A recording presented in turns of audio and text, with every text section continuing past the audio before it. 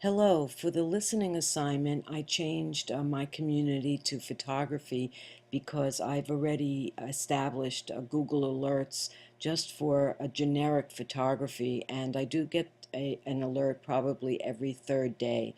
Now, this is a typical alert from Google, and as you can see in a close-up view, it pulls from various newspapers. These are newspapers, and it'll have anything from contests to workshops to um, particular people and how photography is made them given them some notoriety.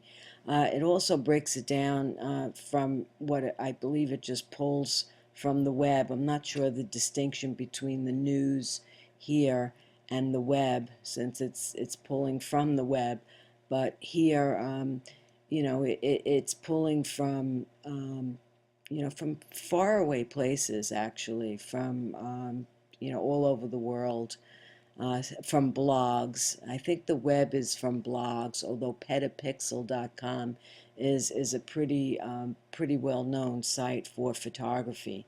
Um, so I've established alerts from Google, and that's a feed that I usually get. But I also have joined various alerts through my LinkedIn groups, and this is a typical alert that I got yesterday, and it's part of a discussion. And then I like getting them directly sent to the email because then I can participate in the discussion. And and let's see, I just wanted to find the LinkedIn. So this would be a LinkedIn discussion, and this would show you, this is another group that I belong to. I belong to several on LinkedIn that have to do with photography. This is one is freelance photo assignments, and the top user, Stanley Leary, posts a lot of helpful information. And one of the things that I find interesting about the LinkedIn groups is I think there's a lot of lurkers because he posts quite a bit, but you don't really see a lot of response in this platform, in the LinkedIn groups platform. Now they are based on the group is only as good as the participation, but so I don't see a lot of commenting going on for, even though he is a very active user. He posts information on technology, different platforms, different gear to use. But again, this is just one group. But one of the things that I like about the group, in this particular freelance group, is it really is reaching out. Here's an individual who posts, "I'm headed to New York, want to come and meet up."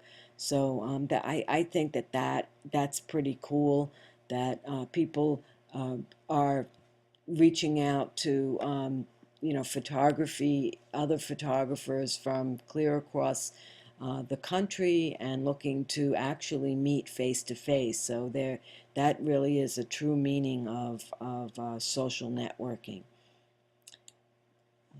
Now, getting back to the presentation, um, this is again another LinkedIn group, and the same thing. This one is more towards the Photoshop. So you can tailor your interests to something very specific. It can be towards camera gear. It can be towards how to light a subject. So it all depends on what it is that you would like to get out of a group. So I find that that's the most useful when it comes to how to use the social media platform. And by looking at the popular posts, you can see um, exactly how people are using that platform to get the information you need. And again, what surprises me with regard to LinkedIn is you'll have a consistent user, but not a lot of commenting going on that particular platform. Now, another platform that I use is um, I belong to a couple of different groups, and this one, JPEG, um, this one actually was very popular some time ago, and it's gotten less popular over time. As you can see from this post, the last post under photography news was over a month ago. And in regards to that, um, it's more of I think people are using this type of platform to post their work as opposed to using it as as an information setting. There's a lot of photo contests that they use it for, um, and there's a lot of cross publishing. You can post something on the platform and then share it through Facebook. They'll have, it's taking a long time to load here, but they'll have a share button that you can go right into Facebook. Well, while that's loading, I can come back to it. Another, of course, ever growing platform is the Google Plus, and I belong to Google Plus, and there are several consistent users. This Alex Kalasko from, I believe he's from Russia.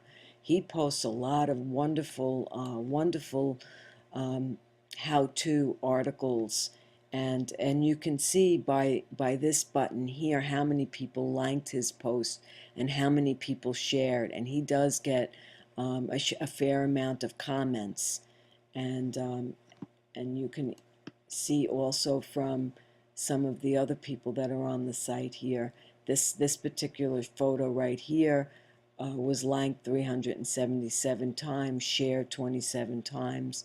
So I think Google Plus is initially when it first came in onto the scene, you know, it was, well, how will it hold up against Facebook? But it's certainly holding its own. There are a lot of photographers um, on Google Plus. So this is I'm just on my home page, and it's mainly a lot of photographers. But even with Google, you can fine tune what it is you're interested in, and and just get those results. So on Google Plus, I believe the site is mainly used for technical, and again, there's a lot of cross sharing. There's blog posts, and you can go right into Facebook from there by sharing. Um, Now, I did do a keyword on I created a stream called photography journalism because that's what I'm interested in.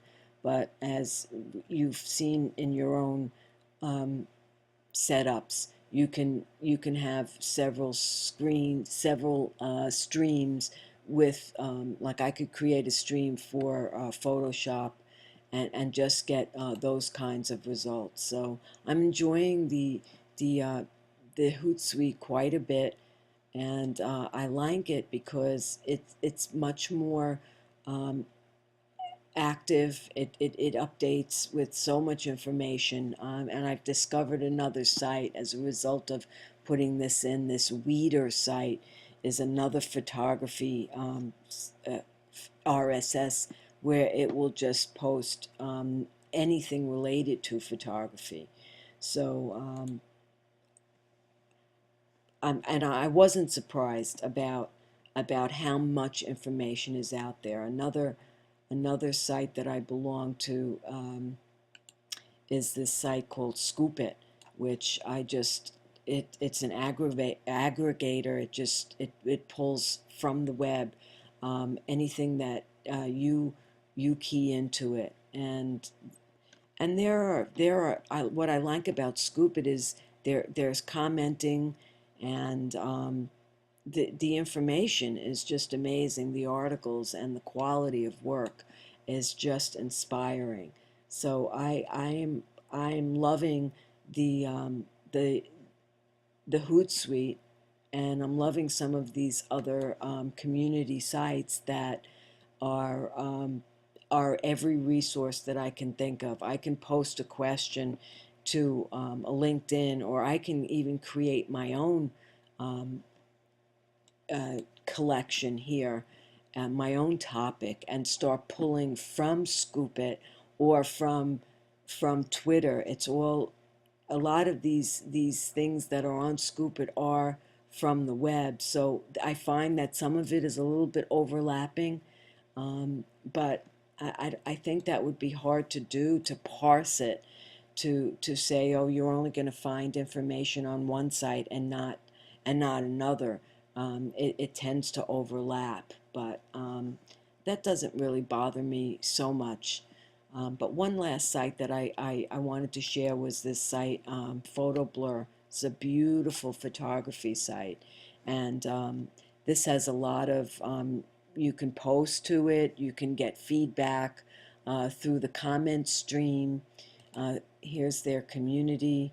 I'm having a little bit of a hard time loading the different windows, but um, maybe because I just have too many windows open. But in Photo Blur, you can belong, you can subscribe to subgroups here now, which is wonderful, because it this is actually more of fine art, and I really enjoy coming to an area just that I'm interested in, and then joining that group, and the group will give feedback, and you can see in these groups that they're pretty, they have a fairly big membership. In the Nikon, there's over 1,000 members. In this particular subject matter alone, there's almost 1,000 members. And then when you go into um,